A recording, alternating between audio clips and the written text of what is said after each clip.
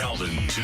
Mann, leading Emmy, served over 20,000 youth through speaking, coaching, and mentoring. He has inspired us for years. Welcome to Emmy TV Podcast with your host, Calvin T.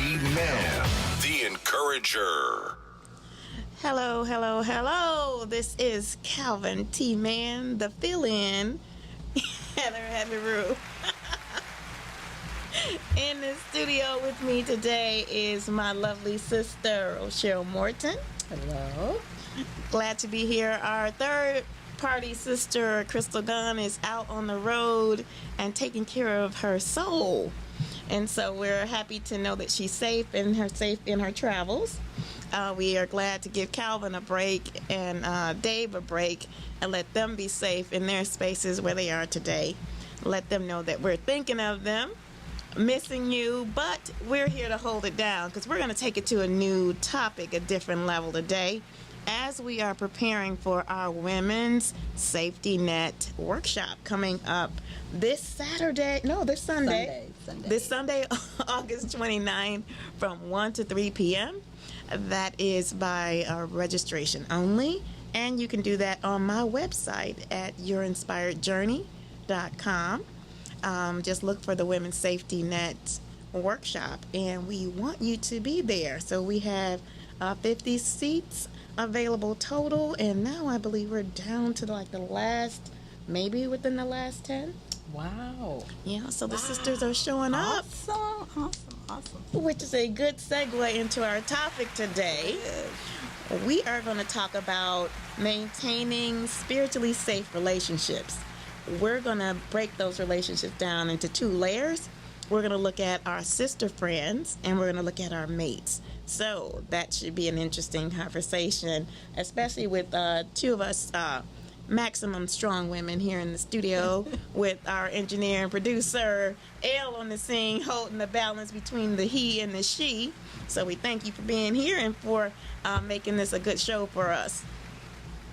All right, so Rochelle, we're going to start this conversation about maintaining spiritually safe relationships. And so when we talk about spiritually safe relationships, I'm speaking of having the support, having the peace, having the opportunity to be fully expressive of your authentic self and all the ways that you do that. So in the way that you pray, the ways that you praise, the way that you work, the way that you fellowship, all of those things that make up who we are, because we are spirit beings having a human experience and not human beings trying to have a spirit experience. So because we know who we are and we know whose we are, we can have this conversation pretty openly, I think. What you think?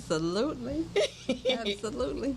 So first I want to talk about who are our sister friends. And so for me, sister friends have been, your crew that you grew up with, those who knew you before you had boobs, those group, the ones that know you in your best self and in your most broken self.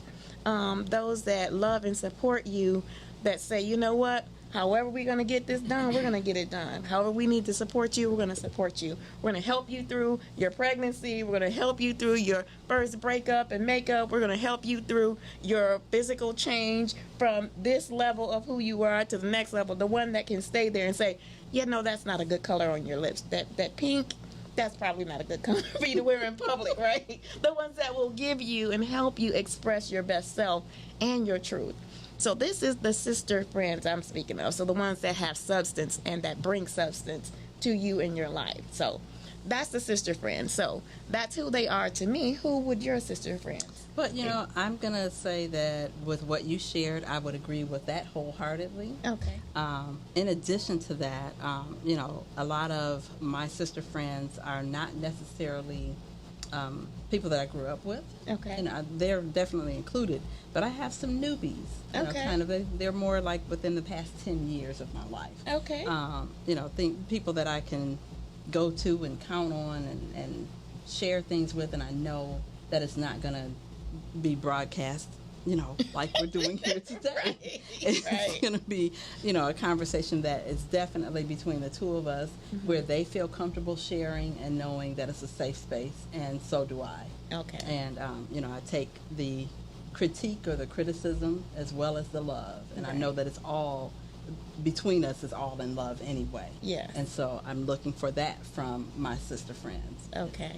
And, and also, we have sister circles. So there's sorority sisters that are part of your sister friends. There are... AWN. Right, that's right. That's where I was Amazing going. Woman Network. Amazing Woman Network, right. All of us in our collective we. Yes. That's how we express it in our collective we. The groups that you belong to. I'm also a member of the Red Hat Society. Oh. I am Duchess Briefcase and Heels. Okay. I have to check that out. I know. I joined. It's the one thing I share with my mom. Okay. Yeah, we were part of the original founders of the organization, right? Just like AWN. Yes. Yeah, so that's how we're looking at sister friends. So that circle of women that you can count on, that you have, like you said, the mutual love, the mutual interest, that we all do well together. And so, there are also layers of that, right? You have some people who are layered within that circle. So some people that you may speak to more regularly, some people who may come and go for whatever purposes or reasons, that you invite to your bridal shower, you invite to your baby shower, right? Or your grandbaby's baby shower. That's about the circle that we're in now, right? The great grandbabies and grandbabies, right? Right. So, but those are our sister friends. So that's who they are. And the next question, though, I think is a really interesting one, is why do we need them? I think we touched on a few of the things, but why do we need sister friends? I think you need sister friends because there are things that happen in life, and we don't necessarily have an instruction manual on how to navigate. And some of our sister friends have been through some of those things. Right. Others haven't been through it, and they're looking to us to give some guidance because their time will come. But I think we need them because we need a sounding board that we can trust, and one that will let us know if we're off track. Right. Then again, that whole, critiquing and criticizing in love, and just letting us know whether or not we are thinking clearly. Hopefully we haven't given them any information to be biased when we're seeking, any kind of counsel from them. And the one thing that you talked about in a previous discussion that you and I had was women of wise counsel. Yeah. And I have quite a few of those in my circle of sister friends. But I look for my sister friends to be there for me, and for me to really be there for them. And I want to be there on an emotional level, a spiritual level, whatever it is that they need, that I can fulfill, or step in the gap for them. And I would love for them to do the same for me, and they absolutely have. So. Yes, this thing about the journey, you do need, if you don't have your own guidebook, so I say our journals, for women that journal, that's kind of that's our guidebooking process. It seems a little backward, right? We're holding up journals here.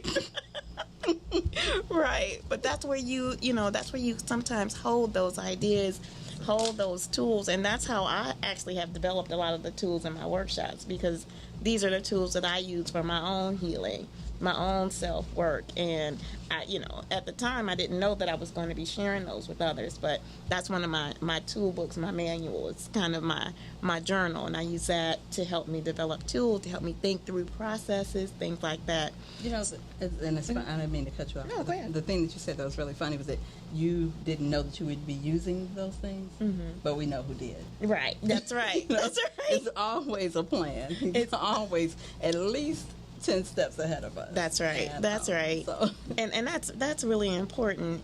I think we also need them for the examples and the models.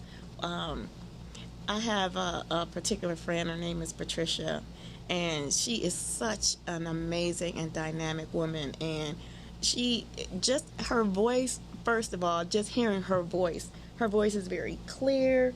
She's very she's very passionate when she's speaking, and it's like you could just sit there like that and just listen to her talk, and I do, and we go. I mean, and just a high conversation is a good, maybe it's an hour 45 minutes. That's just our hello, like what have you been up to, and just catching up. But having her in my life, and she's a little bit older than I am. She may have me about 10 years, so she's a little bit older than I am. But she's so open with her journey. She's so open with how she feels. She's so open with saying, this was the misstep that I took. I want to make sure that you avoid it, but I want you to think through this process with me. And we actually go through a process. And she's like, well, you think like this, you feel like that. So, she's not prescriptive about what I should do. Okay. Her perception or her prescription for me is to talk through it. So what were you thinking when this happened? And she's always throwing in the encouraging words. I love how you process this. I love the way you think about other people. I mean, she's always interjecting those things. It makes me feel valued. And it makes me feel like in the space that we share that I belong.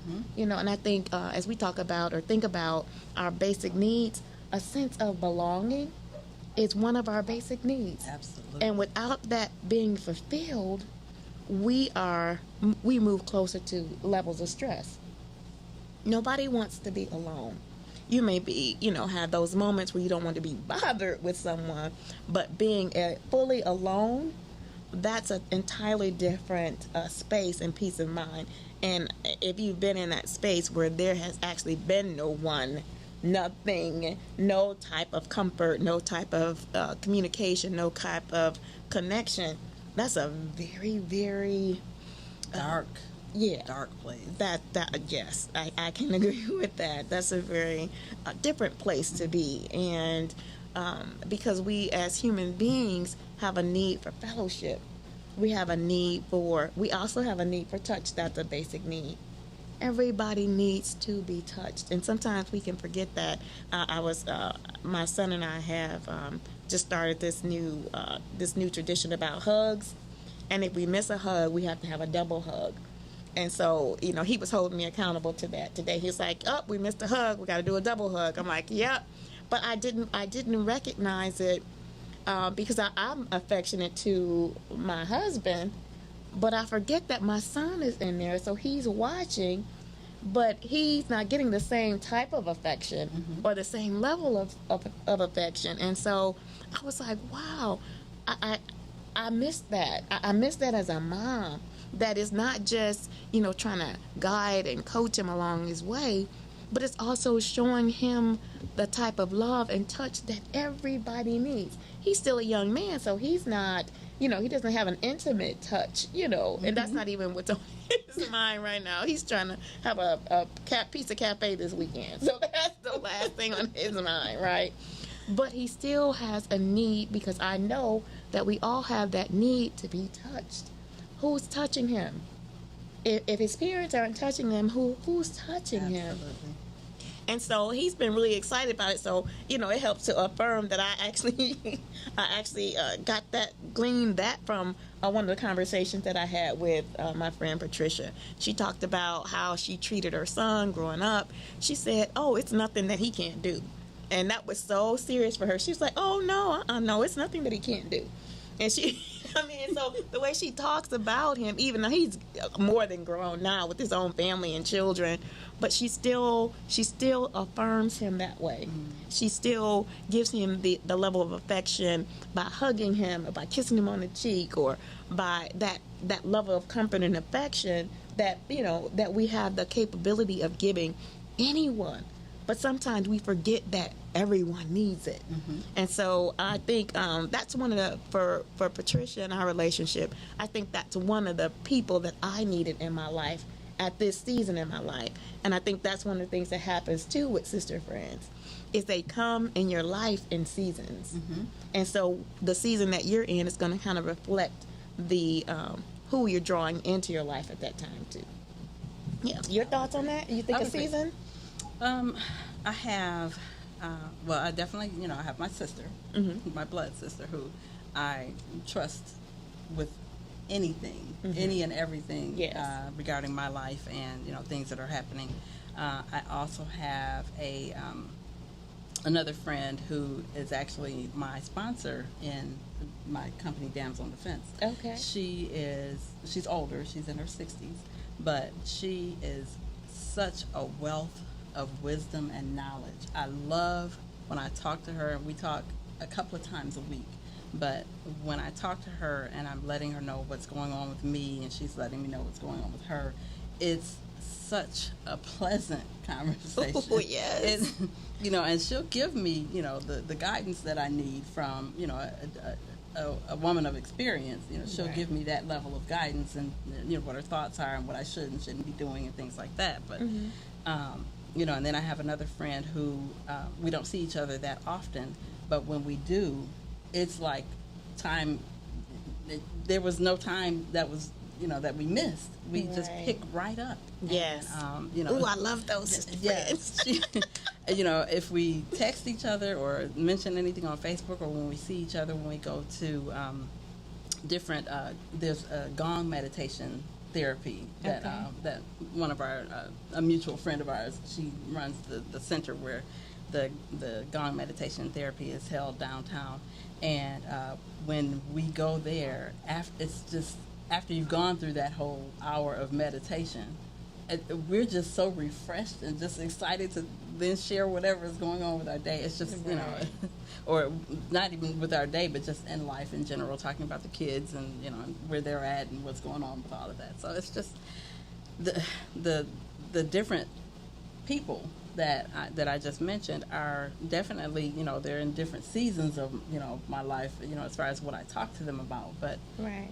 it's just wonderful to have that circle of sister friends. Yes, absolutely.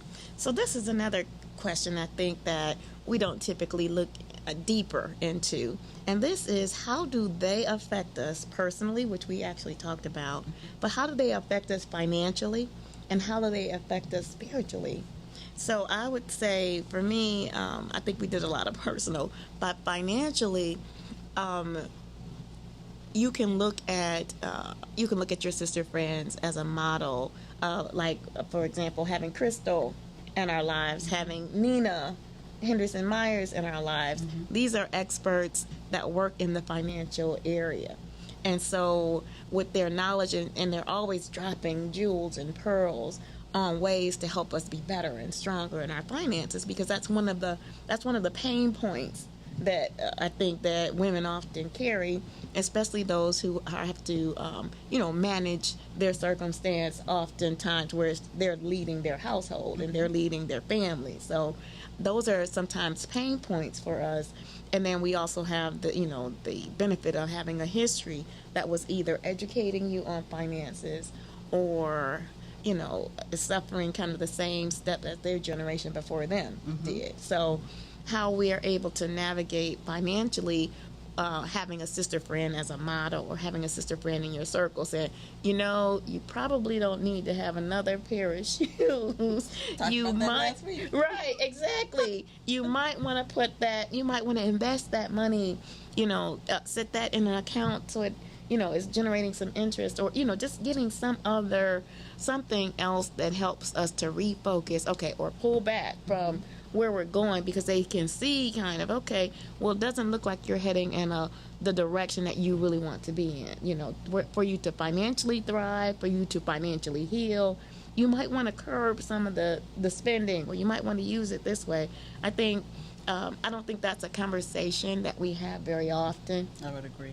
We tend to talk about what we buy. We tend to talk about, those pain points, like, such and such bill is due and I'm a little bit short on cash. We might have those kind of conversations with our sister friends, or something to that effect, that it's affecting your finances. But actually having a conversation where you're learning and growing from each other, I think that's a deeper level that we need to start expressing in those circles. I agree. I think when you start to talk about things like that, that's where an accountability partner really does come in very yes. handy, because if you have expressed a certain level of debt that you have that you want to get rid of, and you've prioritized how you want to go about getting rid of that, whether it's credit card debt, student loan debt, or or just whatever your basic things are that are coming in. We're receiving envelopes every day. Every month we've got a pile of envelopes that are looking for stamps to be put on them and checks to be put inside of them Right. to be mailed back. Right. And so we want to start to see that pile, kind of diminish a little bit. Right. And Right. so when you have an accountability partner, especially a financial accountability partner, and that person has laid on the table what they're looking to alleviate, when you have those conversations with each other, now you're really talking about some strategies. Yes. And a lot of people don't do that. They're a little scared to even share what their money situation is. Where do you But think that comes from, though? Why are we afraid to really share?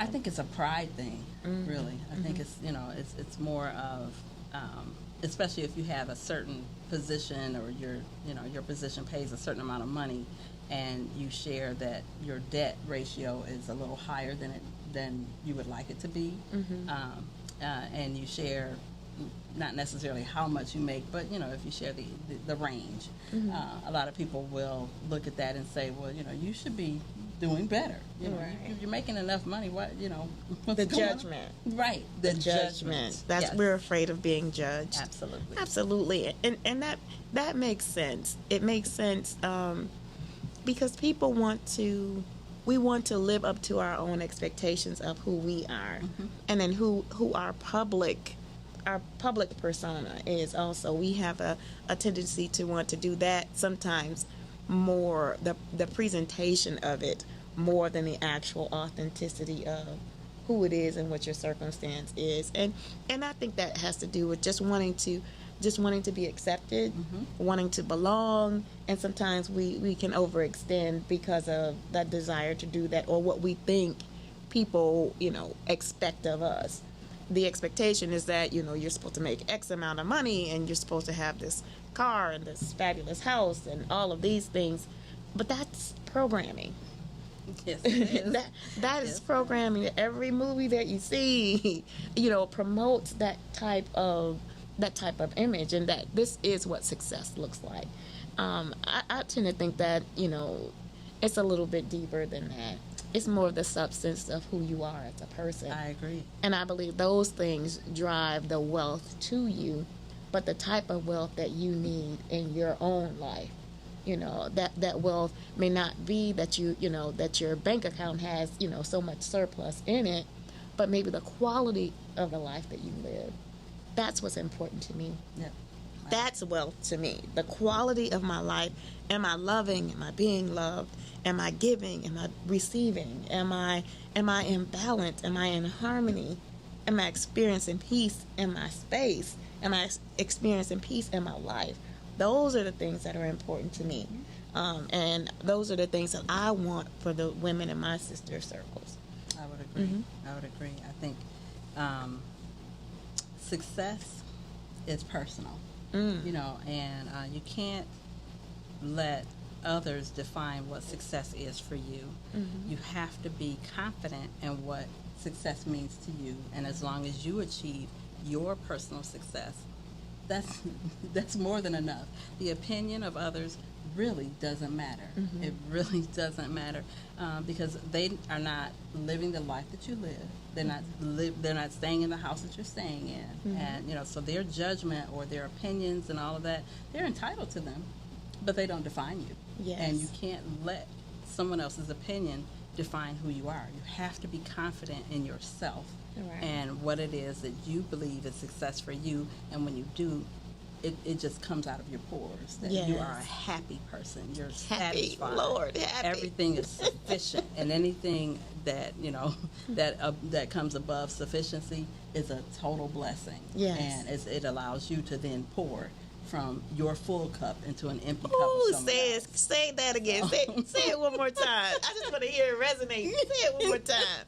Pour it. Yeah. So when again, when your cup is full and overflowing, you can't help but to pour into someone else's cup. And hopefully, if it's an empty cup, you can really pour into that and give, that person whatever it is they need. If it's, a boost of energy or a boost of self-confidence, something that helps them to get over that mountain that they are seeing in front of them, something to give them the hiking boots that they need to climb up and reach the top and say, I made it. Yes, yes, yes.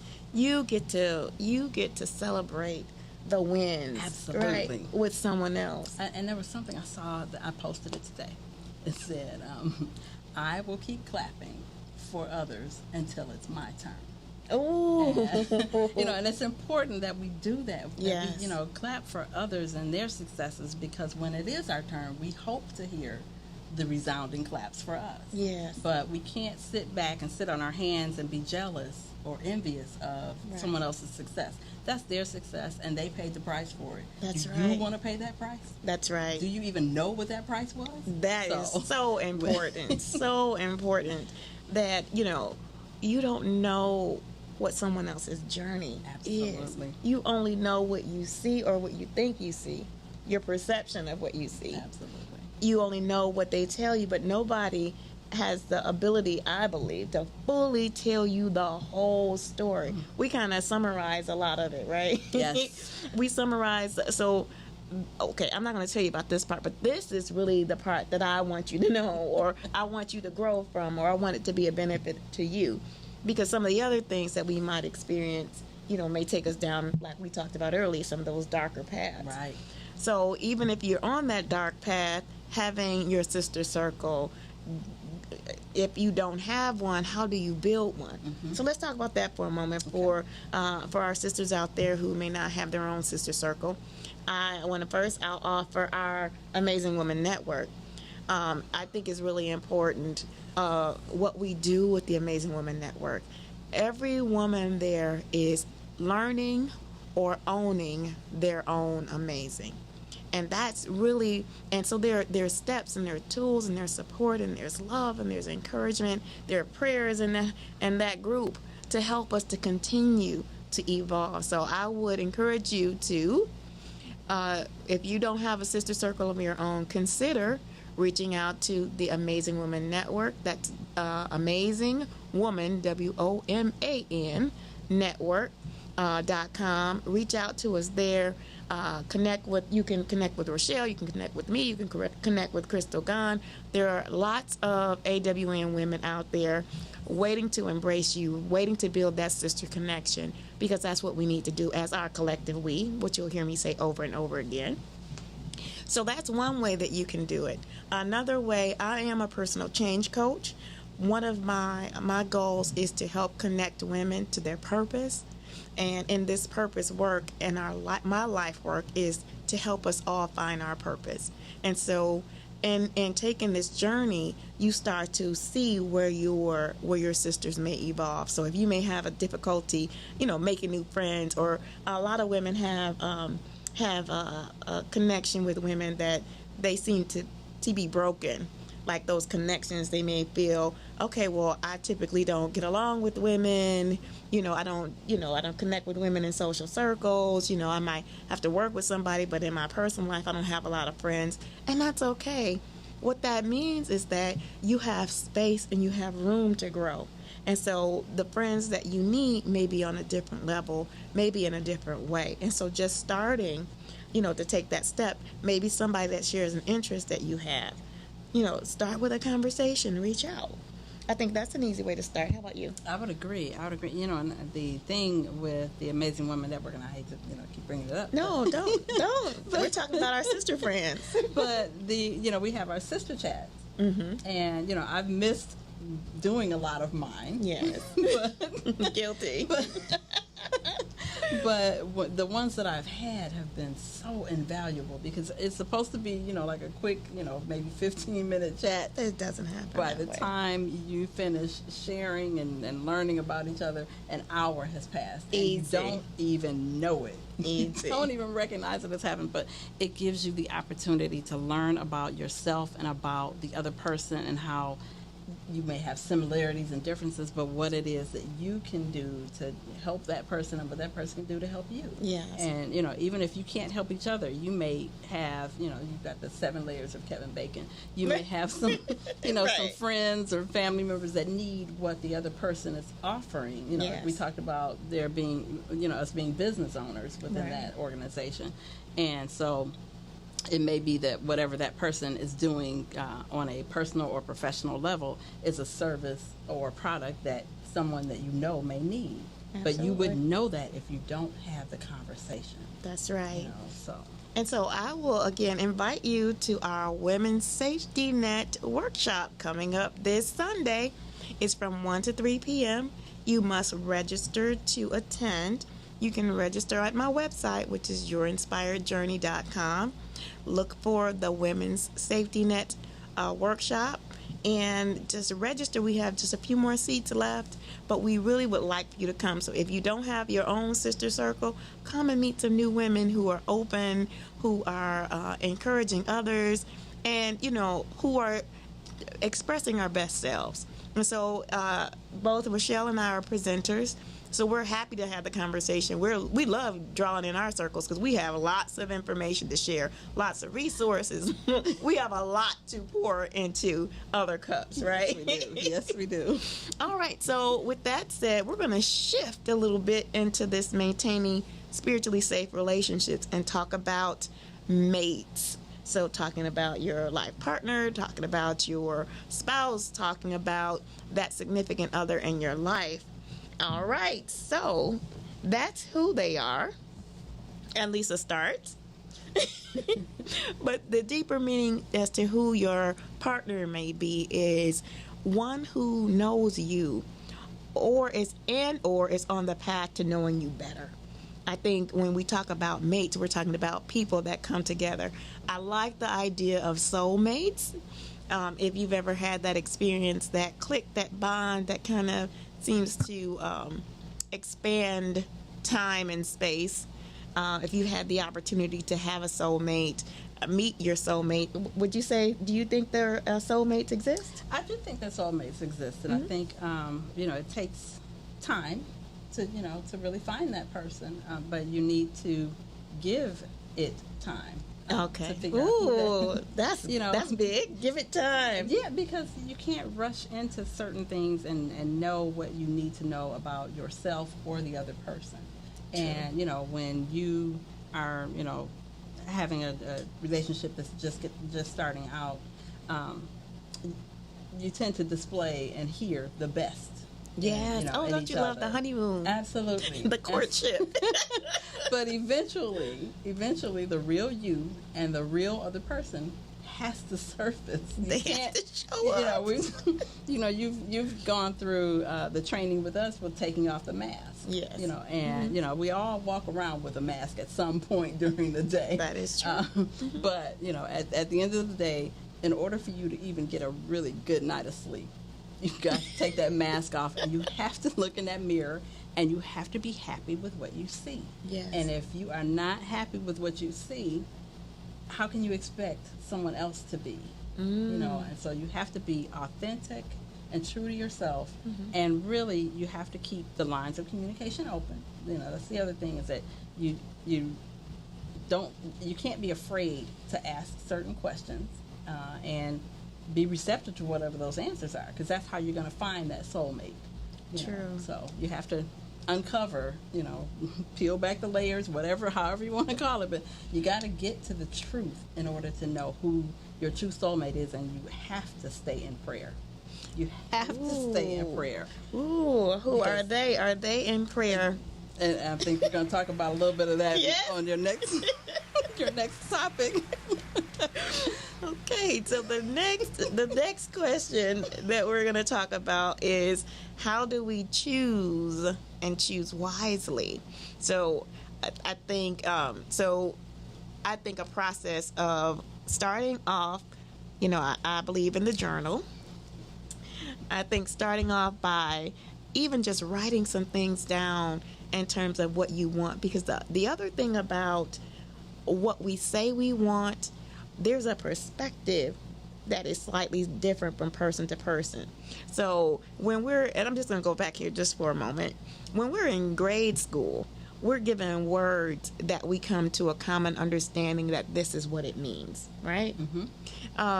But as you live and you learn, sometimes the meanings of words get a little bit more convoluted and sometimes a little bit more complicated. And we use this very short word like love to try to explain how people feel and how people live and how people are receptive to one another. But until the two people come to a mutually understanding level of what that word means for them, it's a different expression. So love for me, it speaks to my love language, which is of course the acts of service, which is my primary one. But that act of service is understanding me and what my need really is. Not just that you want to help, but that you can help me in the way that I need the help.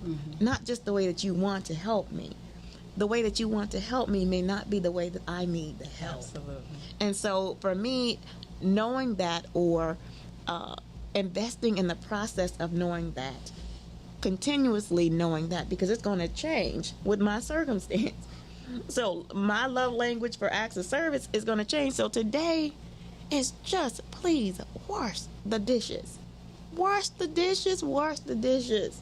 Right? And so when I say wash the dishes, this is just kind of I think how we look at love too. When I say wash the dishes, I'm actually saying wash the dishes, cups, pots, counter, sink, wash basin. I don't have a dishwasher, you can tell, right?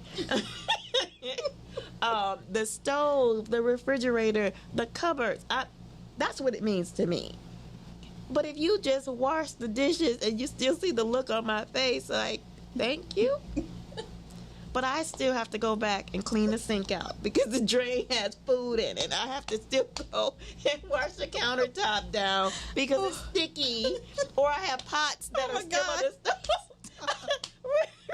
Really? Okay, go ahead. This is my love language. If you're going to do the dishes for me, that's what it means. Right? That's really what it means to me. Don't just wash the plate and the cup and think that you have done something for me, because what it means is I still have other things to do. Right. And I don't want to do any of it at this moment. I don't want to do any of it. So, okay, this is my old school kitchen, you guys. It doesn't have a dishwasher. I am the dishwasher. I see other people agree with me, right? I mean, but really, so when you're loving somebody, you have to be mindful of the language of love that applies to them, not just to you. So the more you investigate, I think that's how we start to choose wisely. So instead of just staying on the surface, which we like to do, we like what we see. I love what I see, right? Throwing the word love around again. Oh man, I love this guy. He's this, he's that. And everything is so very surface, right? I love the way the light catches his eye when he's looking at me, right? I mean, and I'm not saying that those things aren't important. I'm saying those things are just the start, not the substance. Absolutely. So how do you begin to get to the substance? How do we start to choose wisely? I say start with an expectation. So start with your list. And then, this is the tricky part. Once you put your list down, you have to go back and reflect on that list and say, am I this? Am I that? Am I patient? Am I understanding? Am I unselfish? And so if you can't answer that question righteously for yourself and own that, you should not have the expectation that somebody's going to come and bring it to you. So if you have a foul mouth and you speak to people that way, why would you want somebody to speak tender and gentle to you? You can't even do it for yourself. Why would somebody bring that to your table? I think that's another strategy about choosing. You have to look at Okay, and so we'll slip into the equally yoked, but I'm gonna give you a chance to give some feedback on that. So, just some feedback on about looking at the reflection, right? Mm-hmm. We want the reflection, or we want the benefit of the reflection, but do we want to do we have the audacity to do the work to become that reflection? Yeah, and there was an exercise that you had us do at the end of last year. Mm-hmm. And I'm very glad that you had us clarify specifically that it needed to be a list of what you want for 2021, not what you don't want. Because we tend to, once we're given that assignment to write down the things that you want, you can't help but to start talking about what you don't want. Mm-hmm. And that was not the assignment. So I had to go back through and cross out all the things that I don't want, and just focus on what I do want. Mm-hmm. And so as I looked at that, I did what you said, is this something that I would want in the other person, because I can't I have to be fair. Mm-hmm. I can't have expectations for someone else that I don't have for myself. Mm-hmm. I have to be you have to be fair, and you have to again learn to communicate and not expect the other person to read your mind. And they shouldn't be reading. I think that's a great expectation. They shouldn't expect you to read theirs. Yes. And we often that is often the case, is that we just expect that the other person knows what we're thinking. Mm-hmm. And it's so unfair. God didn't create us for that. Right. That's not what he told us to do, and so we need not do that. Right. So because that can get you in a lot of trouble. It does, and it does get people in a lot of trouble because we think we know someone based on some samples, mm-hmm. not even real examples, some samples, right? We sample people. And I sample this. Do I like this? Okay. I sample that. Do I like that?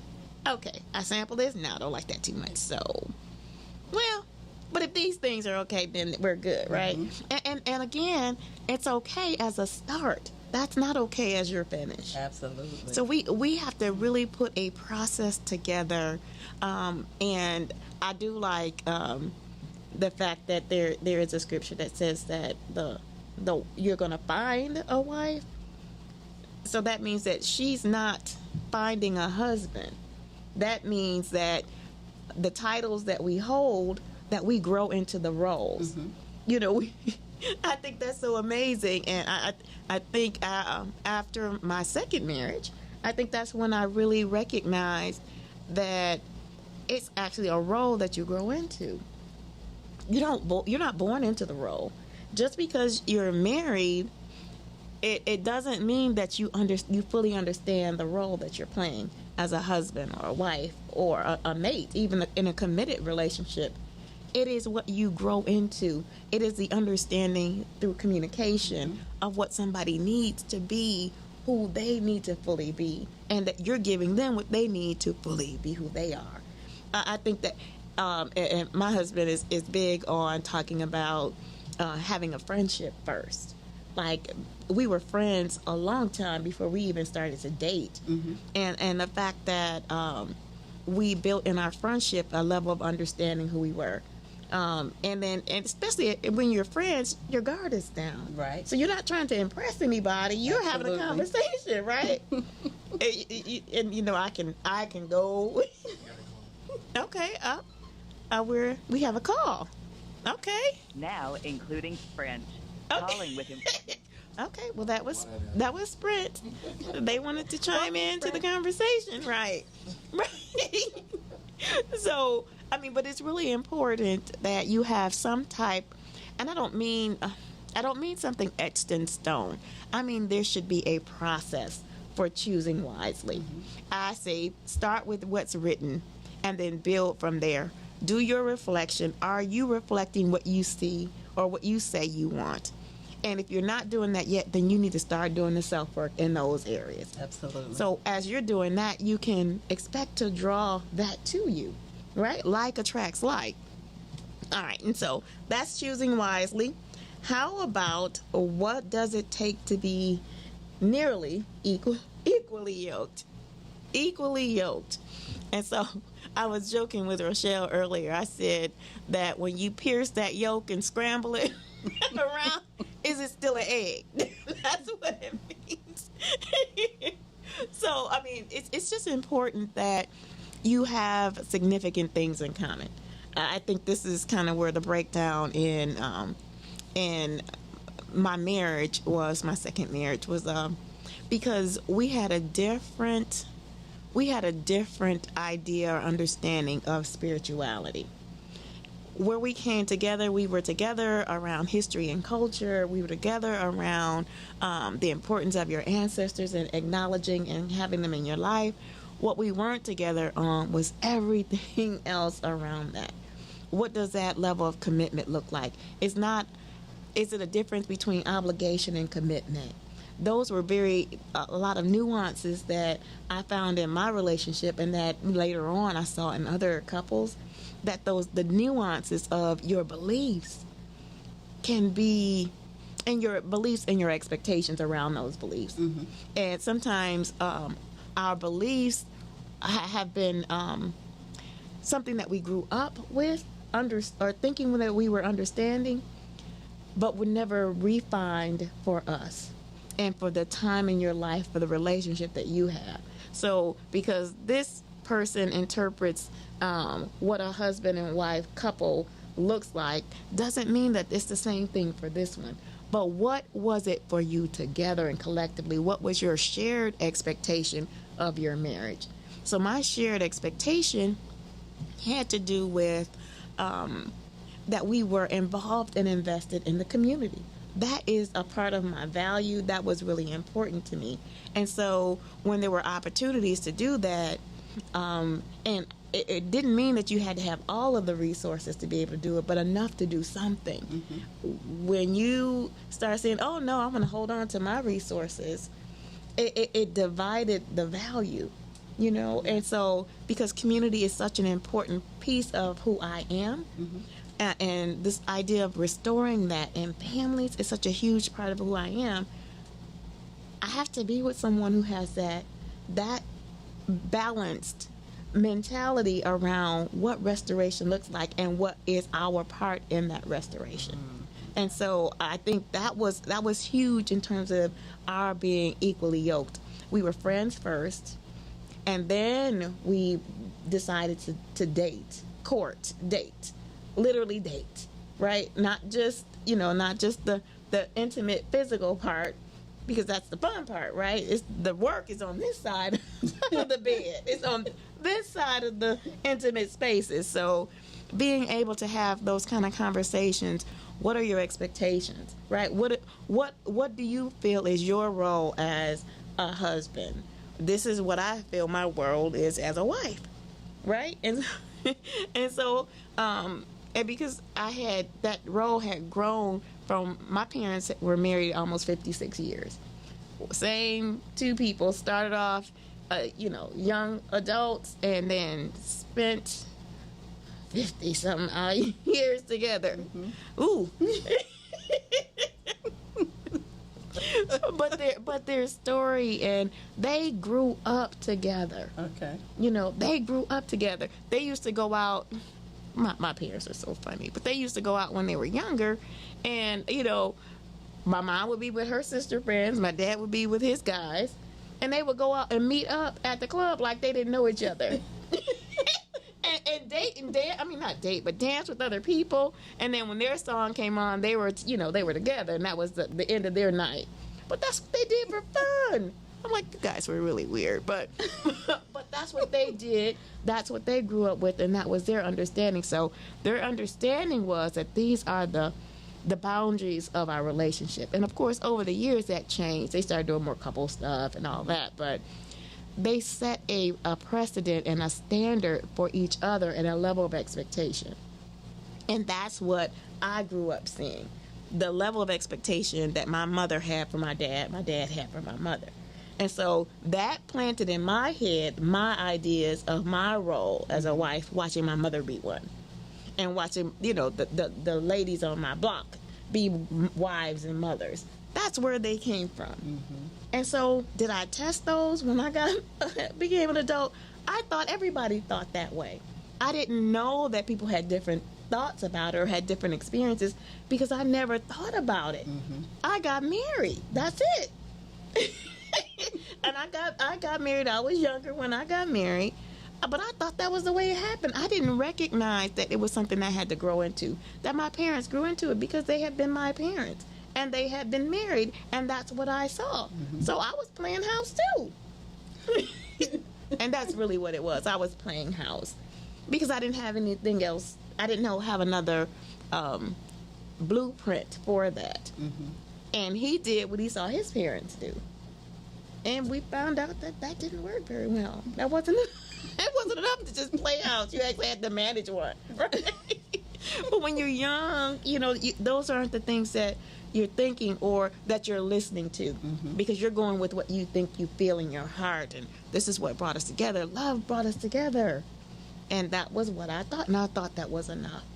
And what I understand is that how we defined and refined love in our relationship wasn't the same understanding, which is why it didn't last. That's exactly why it didn't last. Yeah. Because I thought love was this, and he thought love was that. And when we got together, it wasn't what that was. And we weren't committed to investing in that long enough to make it work.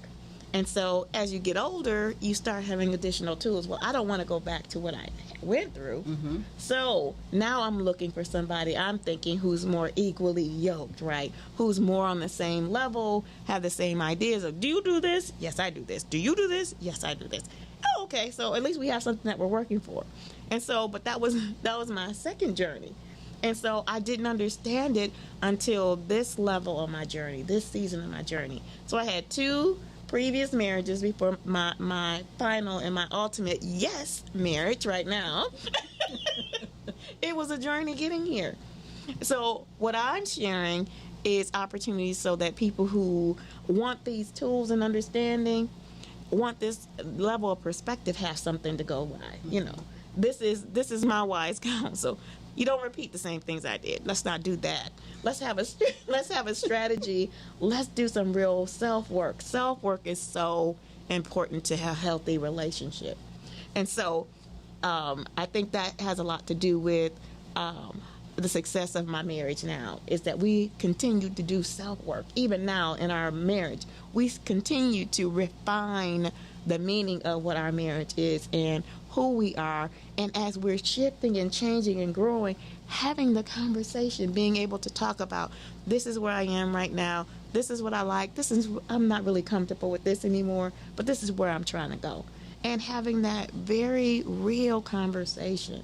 I think that's part of being equally yoked, to have someone with the mindset of growth and continuous self-work. So how about you? What do you think?